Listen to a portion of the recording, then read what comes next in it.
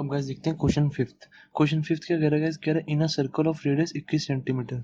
सबसे पहले एक सर्कल कह रहा है, तो मैं एक सर्कल बना लेता हूँ सबसे पहले। ठीक है, एक सर्कल है, कह रहा है उसकी जो रेडियस है 21 सेंटीमीटर है, तो मैंने 21 सेंटीमीटर की एक रेडियस भी बना ली। ठीक है, फिर आगे क्या कह रहा है, an arc subtends an angle of 60 degree at the centre. कह रहा है कोई एक आर्क है, ठीक है, कोई एक आर्क ले ली मैंने, यहाँ से कोई एक आर्क ले ली यहाँ से यहाँ तक, ठीक है, या यहाँ से यहाँ तक ले ली, यहाँ से यहाँ तक की कोई एक आर्क है, मैंने ये ले ली। कह रहा है ये ना सबस्टेंड कर रही है 60 degree angle at the centre. तो मैंने यहाँ से ऐसे इसको जोड़ा, यहाँ से ऐसे इसको जोड़ा, तो ये 60 डिग्री एंगल है, कह रही है। ठीक है, तो आगे क्या कह रहा है, कह रहा है find the length of arc. तो फर्स्ट है मुझे लेंथ ऑफ आर्क निकालनी है, मतलब यहाँ से लेके यहाँ तक। तो लेंथ ऑफ आर्क मेरी क्या होती है, मैंने आपको फॉर्मूला बताया था। लेंथ ऑफ आर्क होती है हमेशा हमारी थीटा बाय 360 इंटू में 2 पाई आर।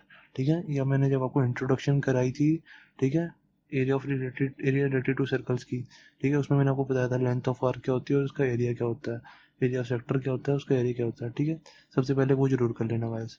ठीक है, तो लेंथ ऑफ आर्क का फॉर्मूला होता है मेरा थीटा बाय 360 इंटू में 2 पाई आर। तो थीटा थीटा मेरा कितना है, थीटा मेरा दिया हुआ 60 डिग्री, तो 60 डिग्री डिवाइड बाय 360 इंटू में 2 इंटू में पाई। पाई इस क्वेश्चन में दिया हुआ है, पाई इस क्वेश्चन में कुछ नहीं दिया हुआ है, तो मैं 22/7 ही ले लूंगा। ठीक है, टू इन ये क्या था, 2 पाई 22/7 इंटू में आर। ठीक है, आर क्या है, आर मेरा 21 दिया हुआ है, तो 21 ले लूंगा मैं यहाँ पे। ठीक है, 2/आर। तो मैं अब इसको काट दूंगा, 0 से 0 गया, 6 6 36। ठीक है, 7 3 21। फिर क्या बचा, ये 3 2 6, 2 से 2 कट गया, तो बचा क्या बस हमारा 22। ठीक है, तो 22 centimetre answer. Length of arc कितनी, 22 सेंटीमीटर। ठीक है, तो लेंथ ऑफ आर्क आ गई हमारी 22 सेंटीमीटर, दैट्स इट। ठीक है, अब सेकंड कह रहा है एरिया ऑफ सेक्टर, ठीक है, फाउंड बाय आर्क। अब जैसे ये आर्क है, इस आर्क से कौन सा सेक्टर बन रहा है, ये वाला सेक्टर ही तो बन रहा है, और कोई सेक्टर थोड़ा बन रहा है इस आर्क से। तो कह रहा है इसका एरिया निकालो। तो एरिया ऑफ सेक्टर क्या होता है हमारा, थीटा बाय 360 इंटू में पाई आर स्क्वायर। तो थीटा कितना मेरा 60 डिवाइड बाय 360 इंटू में पाई, पाई कुछ नहीं दिया हुआ तो मैं 22/7 लिखूंगा, इंटू में आर, आर कितना है मेरा 21। ठीक है, स्क्वायर है आर का, तो मैं 21 इंटू 21 लिख दूंगा। ठीक है, तो ये 0 से 0 गया, 6 6 ठीक है, ये 7 3 21, ये 3 2 6। ठीक है, और कुछ कट रहा है, हाँ ये कट रहा है, 2 11 ठीक है, तो 21 इंटू में 11। ठीक है, तो ये कितना आ जाएगा, 21 इंटू में 10 होता है 210। ठीक है, उसमें 21 और प्लस कर दूंगा मैं, तो कितना हो जाएगा 231। ठीक है, सेंटीमीटर स्क्वायर हमारा आंसर। ठीक है, 21 इंटू 11 231 सेंटीमीटर स्क्वायर हमारा आंसर। तो इसका एरिया मेरा आ गया, पूरे का एरिया आ गया 231 सेंटीमीटर स्क्वायर। ठीक है, अब ये कह रहे हैं थर्ड में, कह रहे हैं एरिया ऑफ सेगमेंट निकालो, area of segment form by the corresponding chord. ठीक है, अब कह रहे हैं ये जो आर्क मन हमने बनाई थी ना, इस पे एक ऐसे कॉर्ड भी बना दी समझ लो। ठीक है, कोरस्पॉन्डिंग कॉर्ड का मतलब ही यही है कि जो हमने आर्क पहले ली थी उसको अब हमने एक, कह रहा है कि कोरस्पॉन्डिंग कॉर्ड ले लो, तो जो हमने आर्क पहले ली थी उस पर हम एक कॉर्ड बना देंगे। ठीक है, तो अब मुझे कह रहा है कि ये वाले सेगमेंट का एरिया निकालो। ठीक है, find the area of segment कह रहा है ना, find the area of segment found by the corresponding chord. वही जो मैंने कॉर्ड बनाई है, इसका एरिया ऑफ सेगमेंट वही उसी तरीके से करेंगे जैसे हमने पहले पहले तरीके से किया था। ठीक है, एरिया ऑफ सेक्टर पहले निकाल लेंगे, फिर एरिया ऑफ ट्रायंगल निकाल लेंगे, फिर एरिया ऑफ सेक्टर में से ये एरिया ऑफ जो ट्रायंगल है ये माइनस कर देंगे। ठीक है, जैसे हमने क्वेश्चन फोर्थ में भी किया था। ठीक है, तो वही सेम तरीके से करेंगे। तो एरिया ऑफ सेगमेंट क्या हो जाएगा, एरिया ऑफ माइनर सेगमेंट है तो इसको मैं माइनर सेगमेंट लिख देता हूँ। ठीक है, minor segment is equal to क्या हो जाएगा, area of sector, area of sector minus, इसको मैं मान लेता हूँ O A B, minus area of triangle A O B. ठीक है, यही होगा मेरा। ठीक है, मैंने इस एरिया ऑफ सेक्टर में से जो पूरा है उसमें से मैं एरिया ऑफ ट्रायंगल माइनस कर दूंगा, तो मेरा ये वाला एरिया ही तो आएगा। ठीक है, तो ये एरिया ऑफ सेक्टर मुझे दिया हुआ है 231, मैंने कहा ठीक है, एरिया ऑफ सेक्टर तो मेरे को दिया हुआ है। मैंने कहा area of triangle A O B कैसे निकाल रहा हूँ? तो देखो मेरी ये लेंथ 21 दी हुई है, ये भी लेंथ 21 दी हुई है। पर अब आप इसमें क्या गलती करोगे, इसमें आप सब क्या करोगे, वही जैसे मैंने क्वेश्चन फोर्थ में बताया था कि 1 बाय एरिया ऑफ ट्रायंगल ऐसे निकाल दो, area of triangle is equal to 1/2 into में बेस इंटू में हाइट। आप सब ऐसे निकाल दोगे, ठीक है। पर मैं ऐसे नहीं निकालूंगा, क्योंकि ये वाला फॉर्मूला तब लगता है जब हमारा 90 डिग्री एंगल होता है। मैंने आपको उस क्वेश्चन में भी बताया था और इधर भी बता रहा हूँ। तो अब ये वाला फॉर्मूला हमारा नहीं लग सकता, क्योंकि हमारा एंगल है 60 डिग्री, ठीक है। और हमारा एंगल यहाँ पे 60 डिग्री है। तो मैंने सोचा मैं इसका ना एरिया कैसे निकाल सकता हूँ। तो फिर मैंने सोचा, देखो अब मेरे को किसी भी, जैसे कोई ट्रायंगल है, ठीक है।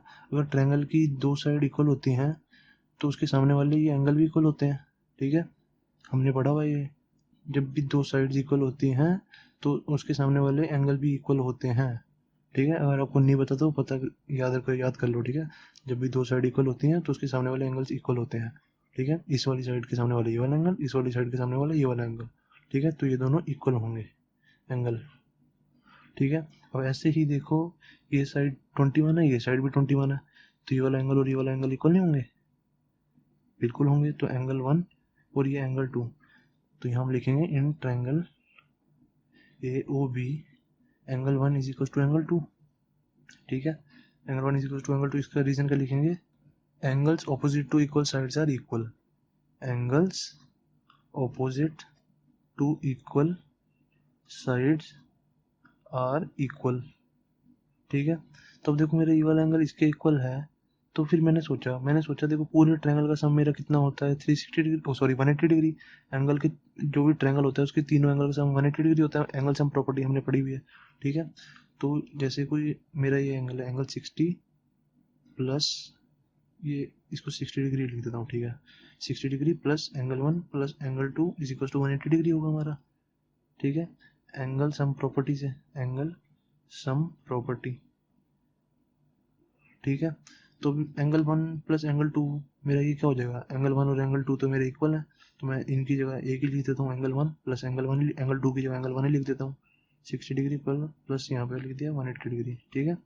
तो मैंने एंगल 2 की जगह एंगल 1 लिख दिया, क्योंकि ये दोनों तो इक्वल है, किसी की जगह कुछ भी लिख दो, ठीक है। तो अब देखो क्या होगा, 2 angle 1 is equal to angle 1 plus angle 1, 2 angle 1 हो गया, और ये 60 डिग्री को मैं इस साइड ले जाऊंगा, 180 degree minus 60 degree is equal to 120 degree. तो एंगल 1 कितना आ गया मेरा 60 डिग्री, ठीक है। एंगल 1 मेरा 60 डिग्री आ गया, तो मेरा ये वाला एंगल कितना हो जाएगा, ये वाला एंगल भी 60 डिग्री होगा, क्योंकि एंगल 1 और एंगल 2 तो मेरे इक्वल है, ठीक है। So angle 2 is equal to 60 degree, ठीक है। अब मेरा एंगल ये वाला भी 60 डिग्री है, ये वाला एंगल भी 60 डिग्री है, ये वाला एंगल भी 60 डिग्री है। जब भी मेरे तीनों एंगल इक्वल होते हैं तो मेरा जो ट्रायंगल होता है वो इक्विलेटरल ट्रायंगल होता है, ठीक है। इक्विलेटरल ट्रायंगल, ठीक है। ये हमेशा याद रखना, जब भी तीनों साइड्स इक्वल हो या तो तीनों एंगल इक्वल हो ट्रायंगल के, इन दोनों में से कोई एक भी कंडीशन हमारी लागू हो रही हो तो मेरा एंगल, हमारा ट्रायंगल होता है इक्विलेटरल ट्रायंगल, ठीक है। अब इस टाइम हमारे तीनों एंगल इक्वल हैं, तीनों एंगल इक्वल हैं तो भी हमारा इक्विलेटरल ट्रायंगल है। अगर तीनों साइड्स इक्वल थी होती तो भी हमारा इक्विलेटरल ट्रायंगल होता।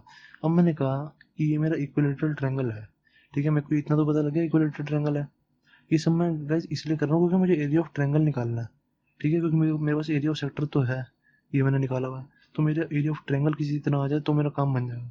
तो अब देखो एरिया ऑफ ट्रायंगल क्या आएगा, अब देखो अब ये मेरा इतना तो प्रूफ हो गया। So angle triangle A O B is equilateral triangle, ठीक है। तो मेरा इक्विलेटरल ट्रायंगल का एरिया मुझे पता है, ठीक है। आपको भी याद रखना है, area of equilateral triangle is equal to क्या होता है, √3/4 ए का स्क्वायर, ठीक है। ये हमारा इक्विलेटरल ट्रायंगल का एरिया होता है, हमेशा याद रखना है हमें ये, ठीक है। बहुत बार काम आता है ये, ठीक है। ए क्या होता है हमारा, ए होता है हमारी साइड, ठीक है। कोई भी साइड, जैसे ये भी ए है, ये भी ए है और ये भी ए है, ठीक है। तीनों में से कोई कोई भी एक साइड, क्योंकि तीनों इक्वल है, इक्विलेटरल ट्रायंगल में तीनों साइड इक्वल होती है हमें पता है, ठीक है। तो ए होती है हमारी साइड कोई भी, ठीक है। तो एरिया ऑफ इक्विलेटरल ट्रायंगल मैं निकाल लूंगा, फिर इसको यहाँ पे डाल दूंगा, ठीक है। एरिया ऑफ इक्विलेटरल ट्रायंगल क्या हो जाएगा मेरा, √3/4 इंटू में ए स्क्वायर, ए कितना मेरा 21, ठीक है। तो 21 इंटू में 21, ठीक है। इसको निकाल दूंगा मैं, ये कैसे निकलेगा, तो बस अभी इसको मल्टीप्लाई करके हम लिख देंगे, ठीक है। ये 21 इंटू 21 होता है, मेरे को पता है 441, ठीक है, √3/4। इसको बस मैंने एरिया ऑफ ट्रायंगल ऐसे लिख दिया, ठीक है। अभी इसको पूरा खोल के नहीं लिखेंगे, बस ऐसे मल्टीप्लाई करके लिख दिया मैंने, ठीक है। अब एरिया ऑफ सेक्टर में से एरिया ऑफ ट्रायंगल माइनस कर देंगे तो एरिया ऑफ माइनर सेगमेंट आ गया, ठीक है। तो area of minor segment is equal to 231 minus 441 √3/4 centimetre square, हमारा आंसर, ठीक है। अब गाइस ऐसे ही हमारा क्वेश्चन ना 6th भी है, उसमें हमें √3 की वैल्यू दी हुई है बस, ठीक है। अगर हमें √3 की वैल्यू दी होगी तो हम √3 की वैल्यू यहाँ पे पुट कर देंगे। वैसे असली में क्या होती है, √3 की वैल्यू 1.73, ठीक है।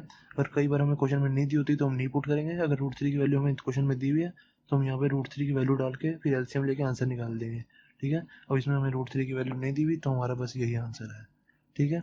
तो हमारा क्वेश्चन 5 भी हो गया हमारा कंप्लीट, ठीक है। अब बस ये चीज़ याद रखनी है कि जब भी हमें एक एंगल 60 डिग्री दिया हो, जैसे देखो ये एंगल हमें 60 डिग्री दिया हुआ है ना, ये एंगल हमें 60 डिग्री दिया हुआ है, तो और दोनों साइड इक्वल दी हो तो हमारा ट्रायंगल इक्विलेटरल ट्रायंगल होता है, ठीक है। तो क्वेश्चन 6 में मैं डायरेक्ट यूज़ करूंगा, ठीक है। अब फिर आपको ये चीज़ पता होनी चाहिए, ठीक है। वहाँ पे मैं ये चीज़ लिखूंगा नहीं, ठीक है। डायरेक्ट आपको बताऊंगा ये वाला एंगल मेरा 60 डिग्री है, ये दोनों साइड मेरी इक्वल हैं, तो हैंस मेरा ट्रायंगल इक्विलेटरल ट्रायंगल होगा ये, ठीक है।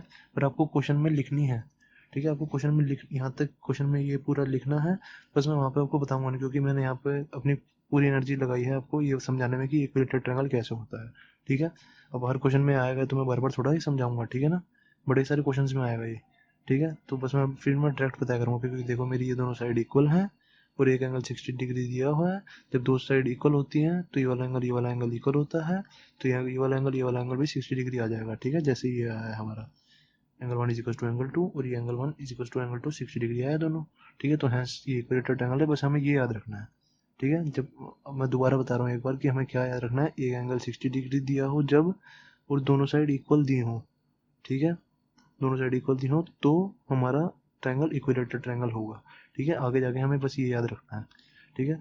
बस आपको याद रखना, पर हम क्वेश्चन में हमें लिखना जरूर है, ठीक है। मैं आगे के क्वेश्चन में लिखूंगा नहीं, पर हमें पेपर में लिखना जरूर है, ठीक है, ये वाला पार्ट पूरा, ठीक है। Thank you.